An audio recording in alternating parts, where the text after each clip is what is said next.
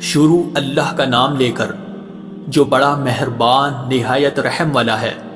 یاسین، حکمت بھرے قرآن کی قسم، تم یقیناً پیغمبروں میں سے ہو، بالکل سیدھے راستے پر۔ یہ قرآن اس ذات کی طرف سے اتارا جا رہا ہے جس کا اقتدار بھی کامل ہے، جس کی رحمت بھی کامل، تاکہ تم ان لوگوں کو خبردار کرو جن کے باپ داداؤں کو پہلے خبردار نہیں کیا گیا تھا، اس لیے وہ غفلت میں پڑے ہوئے ہیں۔ حقیقت یہ ہے کہ ان میں سے اکثر لوگوں کے بارے میں بات پوری ہو چکی ہے، اس لیے وہ ایمان نہیں لاتے۔ ہم نے ان کے گلوں میں توق ڈال رکھے ہیں جو ٹھوڑیوں تک پہنچے ہوئے ہیں، اور اس وجہ سے ان کے سر اوپر کو اٹھے گئے ہیں، اور ہم نے ایک آڑ ان کے آگے کھڑی کر دی ہے اور ایک آڑ ان کے پیچھے کھڑی کر دی ہے، اور اس طرح انہیں ہر طرف سے ڈھانک لیا ہے، جس کے نتیجے میں انہیں کچھ سجائی نہیں دیتا۔ اور ان کے لیے دونوں باتیں برابر ہے، چاہے تم انہیں خبردار کرو یا خبردار نہ کرو، وہ ایمان نہیں لائے گے۔ تم تو صرف ایسے شخص کو خبردار کر سکتے ہو جو نصیحت پر چلے اور خدا رحمان کو دیکھے بغیر اس سے ڈرے، چنانچہ ایسے شخص کو تم مغفرت اور باعزت اجر کی خوشخبری سنا دو۔ یقیناً ہم ہی مردوں کو زندہ کریں گے، اور جو کچھ عمل انہوں نے آگے بھیجے ہیں ہم ان کو بھی لکھتے جاتے ہیں، اور ان کے کاموں کی جو اثرات ہیں ان کو بھی، اور ہم نے ایک واضح کتاب میں ہر چیز کا احاطہ کر رکھا ہے۔ اور اے پیغمبر، تم ان کے سامنے ایک بستی والوں کی مثال پیش کرو جب ان کے پاس رسول آئے تھے۔ جب ہم نے ان کے پاس شروع میں 2 رسول بھیجے تو انہوں نے دونوں کو جھٹلا دیا، پھر ہم نے ایک تیسرے کے ذریعے ان کی تائید کی، اور ان سب نے کہا کہ یقین جانو ہمیں تمہارے پاس رسول بنا کر بھیجا گیا ہے۔ انہوں نے کہا تمہاری حقیقت اس کے سوا کچھ بھی نہیں ہے کہ تم ہم جیسے ہی آدمی ہو، اور خدا رحمان نے کوئی چیز نازل نہیں کی ہے، اور تم سراسر جھوٹ بول رہے ہو۔ ان رسولوں نے کہا ہمارا پروردگار خوب جانتا ہے کہ ہمیں واقعی تمہارے پاس رسول بنا کر بھیجا گیا ہے، اور ہماری ذمہ داری اس سے زیادہ نہیں ہے کہ صاف صاف پیغام پہنچا دے۔ بستی والوں نے کہا ہم نے تو تمہارے اندر نحوست محسوس کی ہے، یقین جانو اگر تم باز نہ آئے تو ہم تم پر پتھر برسائے گی اور ہمارے ہاتھوں تمہیں بڑی دردناک سزا ملے گی۔ رسولوں نے کہا تمہاری نحوست خود تمہارے ساتھ لگی ہوئی ہے، کیا یہ باتیں اس لیے کر رہے ہو کہ تمہیں نصیحت کی بات پہنچائی گئی ہے؟ اصل بات یہ ہے کہ تم خود حد سے گزرے ہوئے لوگ ہو۔ اور شہر کے پلے علاقے سے ایک شخص دوڑتا ہوا آیا، اس نے کہا اے میری قوم کے لوگوں، ان رسولوں کا کہنا مان لو، ان لوگوں کا کہنا مان لو جو تم سے کوئی اجرت نہیں مانگ رہے اور وہ صحیح راستے پر ہے، اور بھلا میں اس ذات کی عبادت کیوں نہ کروں جس نے مجھے پیدا کیا ہے، اور اسی کی طرف تم سب کو واپس بھیجا جائے گا۔ بھلا کیا اسے چھوڑ کر میں ایسوں کو معبود مانوں کہ اگر خدا رحمان مجھے کوئی نقصان پہنچانے کا ارادہ کر لے تو ان کی سفارش میرے کسی کام نہ آئے اور نہ وہ مجھے چھڑا سکے؟ اگر میں ایسا کروں گا تو یقیناً میں کھلی گمراہی میں مبتلا ہو جاؤں گا۔ میں تو اپنے پروردگار پر ایمان لا چکا، اب تم بھی میری بات سن لو۔ آخرکار بستی والوں نے اسے قتل کر دیا، اور اللہ کی طرف سے اس سے کہا گیا کہ جنت میں داخل ہو جاؤ۔ اس نے جنت کی نعمتیں دیکھ کر کہا کہ کاش میری قوم کو معلوم ہو جائے کہ اللہ نے کس طرح میری بخشش کی ہے اور مجھے باعزت لوگوں میں شامل کیا ہے۔ اور اس شخص کے بعد ہم نے اس کی قوم پر آسمان سے کوئی لشکر نہیں اتارا، اور نہ ہمیں اتارنے کی ضرورت تھی، وہ تو بس ایک ہی چنگھاڑ تھی جس سے وہ ایک دم بجھ کر رہ گئے۔ افسوس ہے ایسے بندوں کے حال پر، ان کے پاس کوئی رسول ایسا نہیں آیا جس کا وہ مذاق نہ اڑاتے رہے ہو۔ کیا انہوں نے نہیں دیکھا کہ ان سے پہلے ہم نے کتنی قوموں کو اس طرح ہلاک کر چکے ہیں کہ وہ ان کے پاس لوٹ کر نہیں آتے؟ اور یہ جتنے لوگ ہیں ان سبھی کو اکٹھا کر کے ہمارے سامنے حاضر کیا جائے گا، اور ان کے لیے ایک نشانی وہ زمین ہے جو مردہ پڑی ہوئی تھی، ہم نے اسے زندگی عطا کی، اور اس نے غلہ نکالا جس کی خوراک یہ کھاتے ہیں، اور ہم نے اس زمین میں کھجوروں اور انگوروں کے باغ پیدا کیے، اور ایسا انتظام کیا کہ اس میں سے پانی کے چشمے پھوٹ نکلے تاکہ یہ اس کی پیداوار میں سے کھائے، حالانکہ اس کو ان کے ہاتھوں نے نہیں بنایا تھا۔ کیا پھر بھی یہ شکر نہیں کریں گے؟ پاک ہے وہ ذات جس نے ہر چیز کے جوڑے جوڑے پیدا کیے ہیں، اس پیداوار کے بھی جو زمین اگاتی ہے، اور خود ان انسانوں کے بھی اور ان چیزوں کے بھی جنہیں یہ لوگ ابھی جانتے تک نہیں ہیں۔ اور ان کے لیے ایک اور نشانی رات ہے، ہم اس پر سے دن کا چھلکا اتار لیتے ہیں تو وہ یکایک اندھیرے میں رہ جاتے ہیں، اور سورج اپنے ٹھکانے کی طرف چلا جا رہا ہے۔ یہ سب اس ذات کا مقرر کیا ہوا نظام ہے جس کا اقتدار بھی کامل ہے، جس کا علم بھی کامل۔ اور چاند ہے کہ ہم نے اس کی منزل تاب تول کر مقرر کر دی ہے،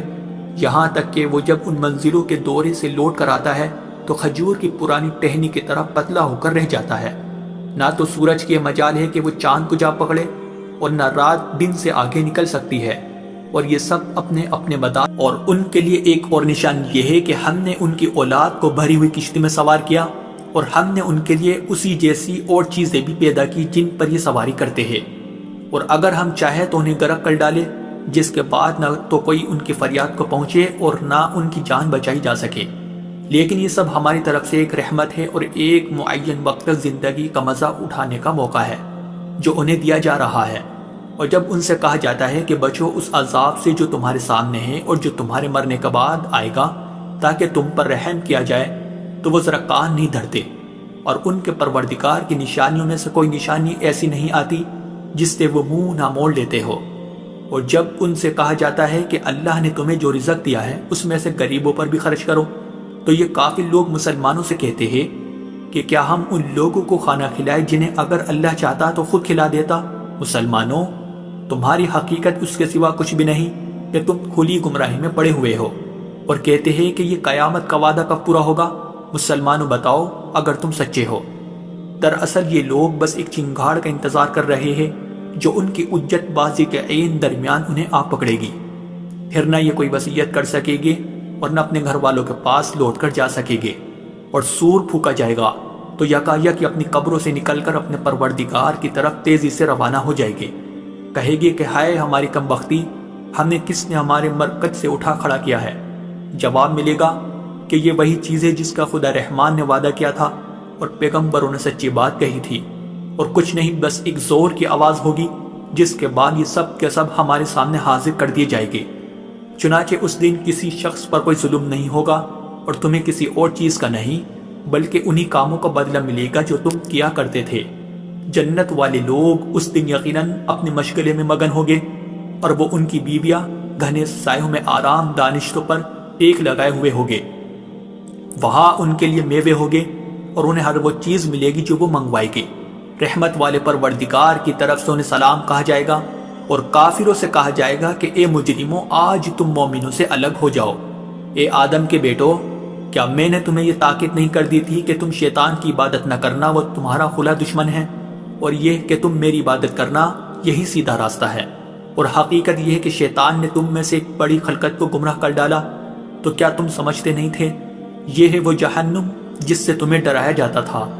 آج اس میں داخل ہو جاؤ کیونکہ تم کفر کیا کرتے تھے۔ آج کے دن ہم ان کے منہ پر مہر لگا دیں گے، اور ان کے ہاتھ ہم سے بات کریں گے، اور ان کے پاؤں گواہی دیں گے کہ وہ کیا کمائی کیا کرتے تھے۔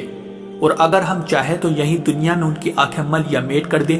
پھر یہ راستے کی تلاش میں بھاگے پھرے، لیکن انہیں کہاں کچھ سجا۔ اور اگر ہم چاہیں تو ان کی اپنی جگہ پر بیٹھے بیٹھے ان کی صورتیں اس طرح مسخ کر دے کہ یہ نہ آگے بڑھ سکے اور نہ پیچھے لوٹ سکے۔ اور ہم جس شخص کو لمبی عمر دیتے ہیں اسے تخلیقی اعتبار سے الٹ ہی دیتے ہیں، کیا پھر بھی انہیں عقل نہیں آتی؟ اور ہم نے اپنے ان پیغمبروں کو نہ شاعری سکھائی ہے اور نہ وہ ان کے شایان شان ہیں، یہ تو بس ایک نصیحت کی بات ہے، اور ایسا قرآن جو حقیقت کو کھول کھول کر بیان کرتا ہے تاکہ ہر اس شخص کو خبردار کرے جو زندہ ہو، اور تاکہ کفر کرنے والوں پر حجت پوری ہو جائے۔ اور کیا انہوں نے یہ نہیں دیکھا کہ ہم نے اپنے ہاتھوں کی بنائی ہوئی چیزوں میں سے ان کے لیے مویشی پیدا کیے، اور یہ ان کے مالک بنے ہوئے ہیں،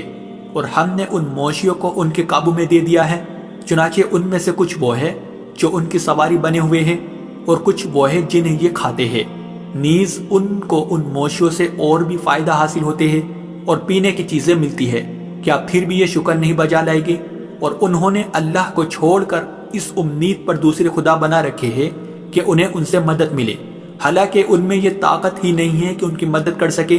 بلکہ وہ ان کے لیے ایک ایسا مخالف لشکر بنے گے جسے قیامت میں ان کے سامنے حاضر کر لیا جائے گا۔ غرض اے پیغمبر، ان کی باتیں تمہیں رنجیدہ نہ کریں، یقین جانو ہمیں سب معلوم ہے کہ یہ کیا کچھ چھپاتے اور کیا کچھ ظاہر کرتے ہیں۔ اور کیا انسان نے یہ نہیں دیکھا کہ ہم نے اسے نطفے سے پیدا کیا تھا، پھر اچانک وہ کھلم کھلا جھگڑا کرنے والا بن گیا؟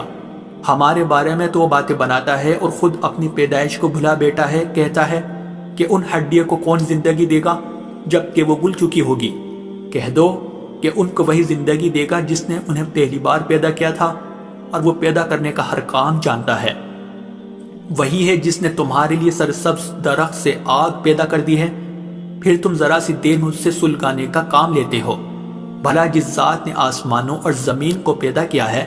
کیا وہ اس بات پر قادر نہیں ہے کہ ان جیسوں کو دوبارہ پیدا کر سکے؟ کیوں نہیں، جبکہ وہ سب کچھ پیدا کرنے کی پوری مہرت رکھتا ہے۔